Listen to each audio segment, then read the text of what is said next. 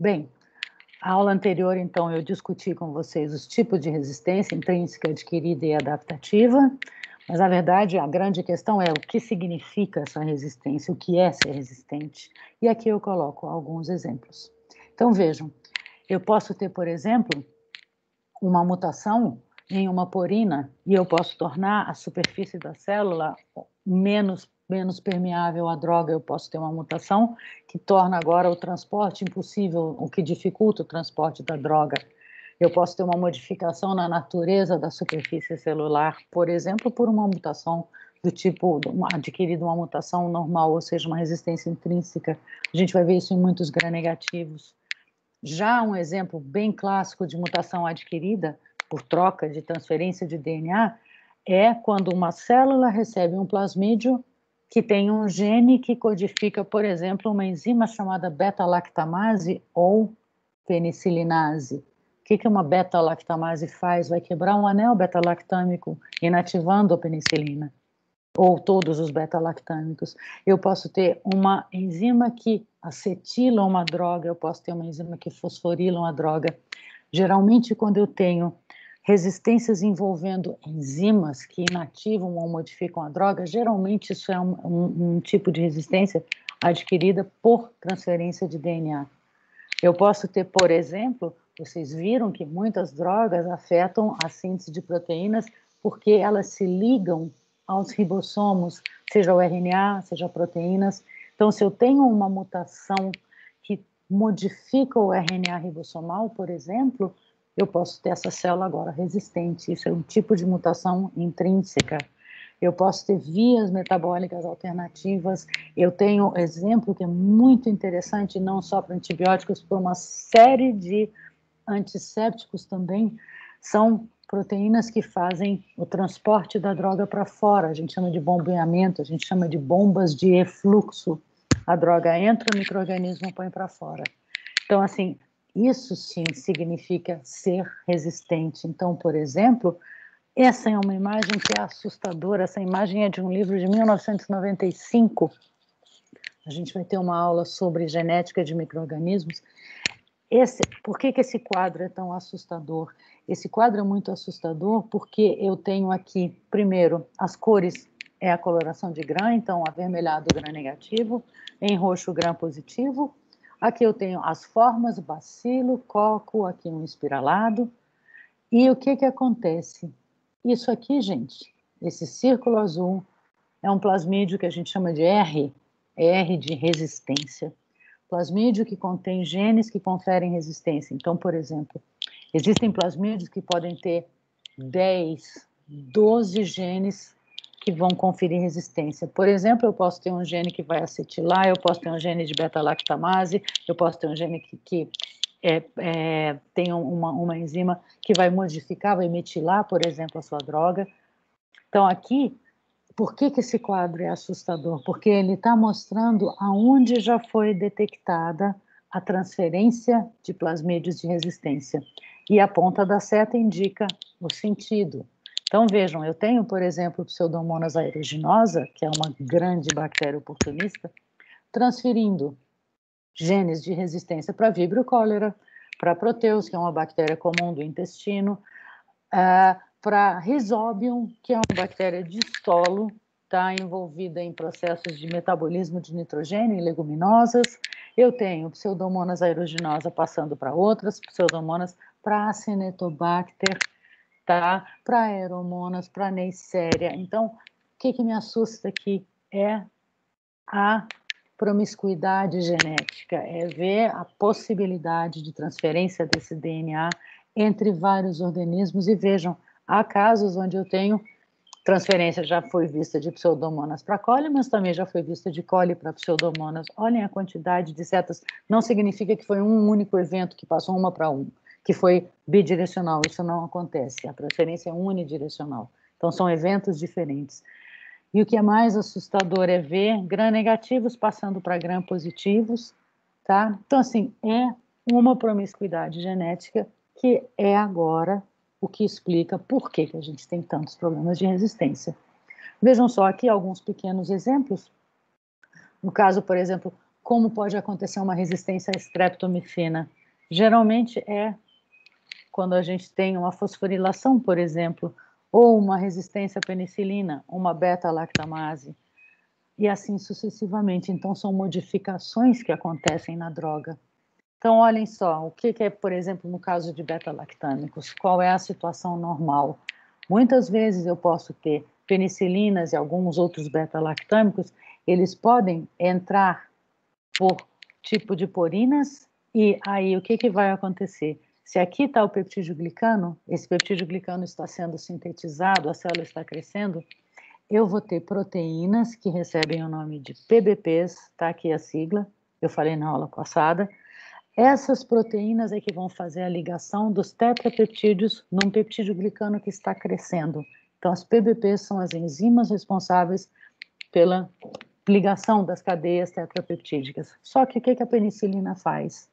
A penicilina vem e se liga a essa proteína e com isso ela impede o fechamento das cadeias e com isso o peptídeo glicano vai sendo formado com defeitos. Então, isso é a situação que, quando a penicilina funciona, esse é o mecanismo dela. Então, ela impede com que o peptídeo glicano seja sintetizado de maneira adequada e a bactéria vai morrer.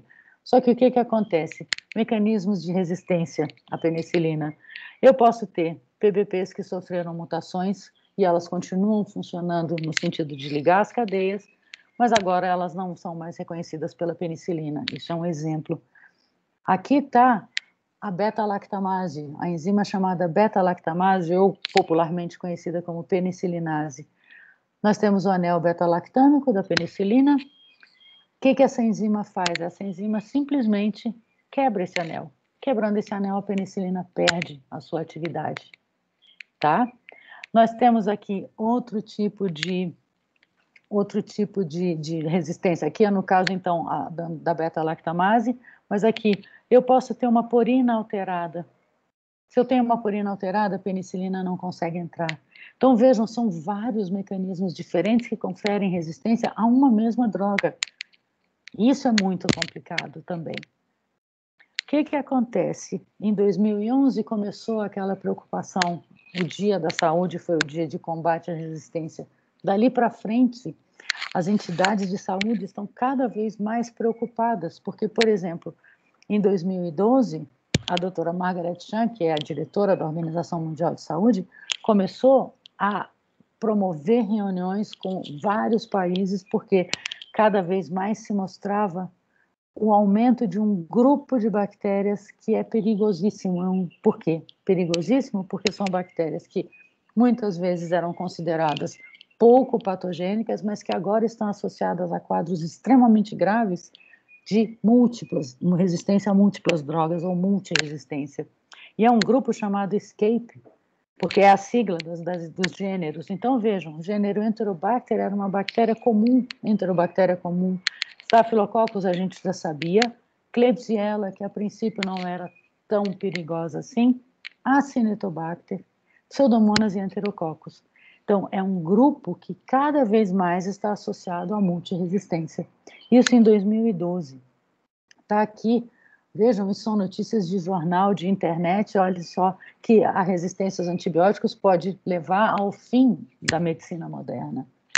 Então, o que acontece? A gente tem a descrição de isolamento de bactérias multiresistentes em vários locais, no Brasil, na Índia, na Alemanha, tá? Aqui no Brasil a gente vê 2 mortes por bactéria superresistente. Então, o que acontece? Doutora, a presidente da OMS, o que ela estava dizendo? Está aqui, a gente não tem mais antibiótico de primeira linha, vai ficar mais caro, porque tem que fazer tratamentos alternativos, que muitas vezes são mais perigosos. Por quê? Porque a gente tem que escolher drogas com toxicidade seletiva mais baixa. Muitas vezes você tem que fazer tratamento por muito mais tempo. Hospitais como foco de resistência, tá? O que ela diz? Todo mundo está dizendo, a gente vai voltar para uma era pré-antibiótico. Ela falou, não. Ela falou, a gente vai voltar a uma era pós-antibiótico, porque não vai ter alternativa mais. A pré foi uma beleza, porque foi quando surgiram todos os antibióticos da parte da penicilina. Então, assim, Aqui, isso é um problema, a indústria está praticamente parada, a gente não tem desenvolvimento de novas drogas, há muito tempo não se faz isso. E isso é importantíssimo que seja feito. Então, vejam, em 96 já tinha uma preocupação muito grande sobre isso, o que fazer, e são às vezes medidas muito simples. Então, vejam, fazer controle de doenças, diagnóstico mais eficiente. Eu acho que um dos grandes problemas que a gente tem é o diagnóstico que não é adequado. Tá? Muitas vezes você tem um paciente que ele vai para uma clínica, vai se consultar e não é culpa do médico. Isso é culpa do nosso sistema de saúde. A gente não tem como, os convênios não vão aceitar que para cada paciente você peça uma cultura e um antibiograma. O que é isso? É você cultivar o organismo para daí falar, olha, é tal espécie ou é tal gênero, é Acinetobacter. Então, beleza, vamos pegar esse Acinetobacter e vamos fazer um antibiograma, que é um teste onde você faz o perfil de sensibilidade. Isso não é feito rotineiramente. Então, se você não tem um diagnóstico adequado, o que você faz? Você passa uma droga de amplo espectro. Só que se você passa uma droga de amplo espectro, lembrem daquela figura do plasmídio de resistência. Quem garante que aquela droga vai funcionar? E, além de tudo, você está matando a microbiota normal toda da pessoa, está desequilibrando completamente a microbiota. Então, assim, isso é muito complicado. A gente ainda precisa melhorar, fazer vigilância, você fazer a pesquisa epidemiológica de que está tendo de surtos. A gente tem um uso mais adequado de antibióticos, você não pode sair dando antibióticos a 3x4, tá? Tem que ter maior controle, tem que ter melhor acompanhamento das infecções hospitalares. E o que se faz em termos experimentais? Muita gente está fazendo isso, buscando novas drogas, só que empaca na hora que vai para a produção, porque isso é uma alternativa. Ou fazer o desenvolvimento de novas vacinas, com isso você consegue reduzir também muitos casos de doenças infecciosas. O que tem sido feito? Muitas vezes se faz a rotação de antibióticos. Por quê? Então, num determinado hospital, você pode definir e falar, olha, esse período agora nós vamos usar X antibióticos. Daqui a 1 ano, 2 anos, nós vamos trocar, não vamos usar nenhum desses. Por quê? Porque como muito da resistência é conferida por plasmídios são moléculas de DNA que, se não, muitas vezes elas tendem, a princípio, elas conferem vantagens adaptativas. Então, a célula tem um gasto energético para manter esse plasmídio. O que acontece se um plasmídio de resistência, a bactéria está num ambiente onde ela não sofre pressão seletiva, pode ser que ela comece a duplicar com menos eficiência esse DNA plasmidial e as células filhas comecem a não ter esse plasmídio. Então, se você tira a pressão seletiva, é uma maneira que você pode tentar fazer para reduzir a taxa de células que ainda tenham aquele plasmídio na população. Como eu disse, busca de novos antibióticos, síntese de compostos químicos. Então, assim, existem várias medidas que estão sendo tomadas, mas na realidade a gente ainda não conseguiu realmente estancar esse problema. Existe, por exemplo, uma coisa que a gente pode fazer a gente sabe que existe um composto chamado ácido clavulínico que inibe a penicilinase. Então, é muito comum você hoje em dia ter antibióticos que são a penicilina já associada a ácido clavulânico. Então, se o micro-organismo tem penicilinase, você já inibe essa penicilinase. O que muita gente está trabalhando é inibir quorum sensing, inibir formação de biofilme. Então, isso é uma nova linha de pesquisa. Ou tem, por exemplo, gente trabalhando com processos para tentar inibir a transferência de DNA entre as bactérias. Existe uma outra alternativa que já foi usada com sucesso no passado, recentemente foi usada com muito sucesso, mas que é muito delicada, que é o uso de bacteriófagos. Bacteriófagos são vírus que infectam bactérias. E muitas vezes esses vírus, quando vão se replicar, eles matam a célula bacteriana, porque a célula não suporta a quantidade de partículas virais no seu interior e ela acaba sofrendo lise. Então, muita gente está investindo no uso de bacteriófagos. Por quê? Porque bacteriófagos são vírus que reconhecem a superfície de determinadas espécies bacterianas. Cada bacteriófago tem as suas hospedeiras. Então, uma maneira é simplesmente dar uma dose de bacteriófagos para o indivíduo e esse vírus vai, então, pegar aquela bactéria vai se multiplicar e matar. Isso é bastante questionável, isso é um tanto quanto ainda debatido. Por quê? Porque os bacteriófagos podem, de repente, pegar uma espécie que está na microbiota normal e não estava causando dano, mas é uma das alternativas que vem sendo feita também.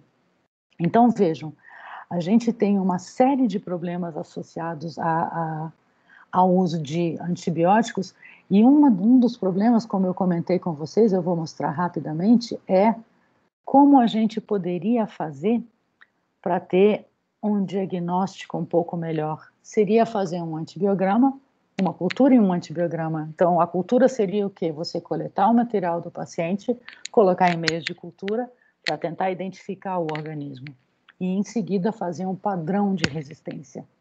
Como isso? Isso aqui, essa imagem está mostrando, se vocês lembrarem da aula de agentes químicos, vocês já viram uma figura parecida com essa. Isso aqui é um teste, é um antibiograma, que é a forma mais arcaica de se fazer. De novo, então, eu tenho em cada disco de papel um antibiótico diferente, foi impregnado, foi seco. Você compra esses discos e aí você pega o organismo que você isolou do seu paciente, você inocula numa placa, deixa ele crescer de modo a ficar confluente o crescimento, formando um tapete. Você coloca os discos de antibiótico e deixa essa placa por uma noite, normalmente, na estufa. No dia seguinte, o que você faz? Você tem uma tabela onde você vai, e uma régua, um paquímetro, onde você vai medir o diâmetro do halo e você vai consultar a tabela. Não se iludam, não é o maior halo que é o melhor. Normalmente é a primeira coisa que a gente pensa e fala, nossa, então esse antibiótico aqui deve ser muito melhor do que esse, por exemplo, porque ele dá um halo maior. Não é verdade. Isso você tem que consultar uma tabela. Por quê? Primeiro porque cada disco vem com uma concentração diferente de antibiótico, então eu posso ter concentrações bem diferentes. E segundo, que é o princípio da técnica, essa é uma técnica que se chama de técnica de difusão, de disco de fusão, ou seja, na hora que eu coloco o disco de papel no meio de cultura, o antibiótico que estava seco, desidratado, ele ao encostar no meio de cultura, o meio de cultura tem umidade, essa umidade vai molhar esse disco, vai então solubilizar esse antibiótico, e aí sim ele vai começar a se difundir pela placa. O que acontece? Eu tenho graus de difusibilidade diferentes. Eu tenho compostos que se difundem mais, eu tenho compostos que se difundem menos. Então, isso aqui não é o maior halo que é o melhor. Você tem que consultar uma tabela.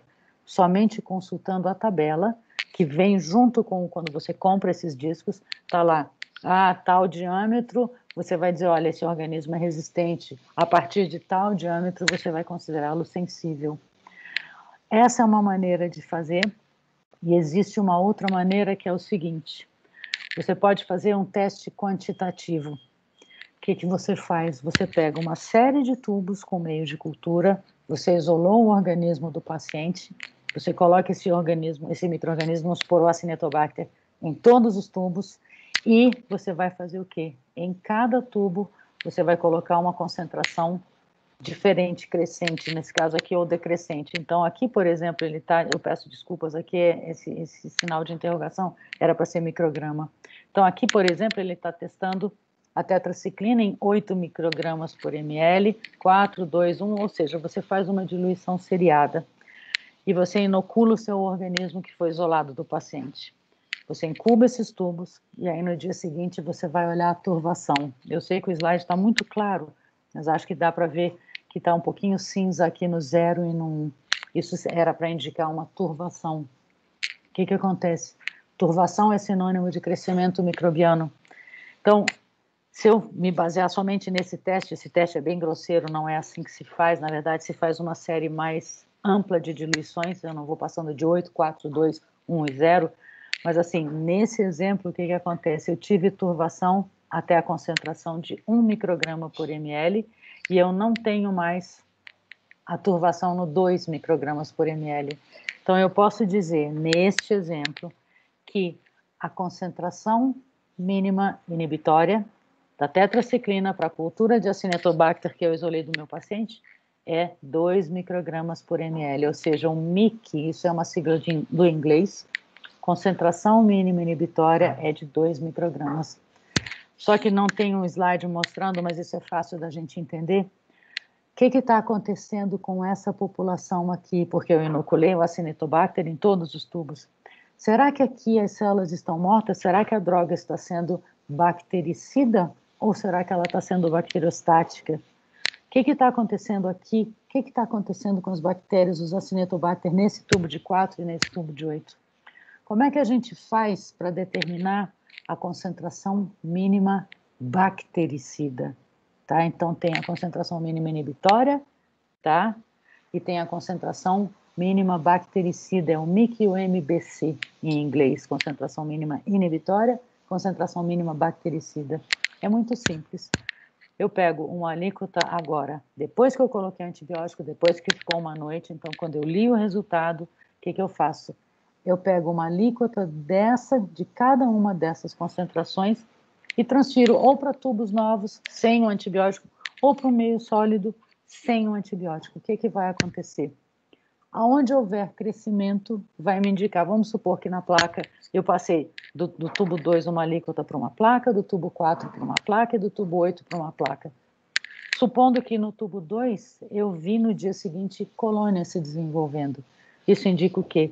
Isso indica que no 2 a droga estava agindo como bacteriostática. E a concentração mínima bactericida, porque foi aqui, a partir dessa concentração, que eu não vi mais crescimento na placa sem o antibiótico. Então, eu determino que 4 microgramas por ml é a concentração mínima bactericida. Ok?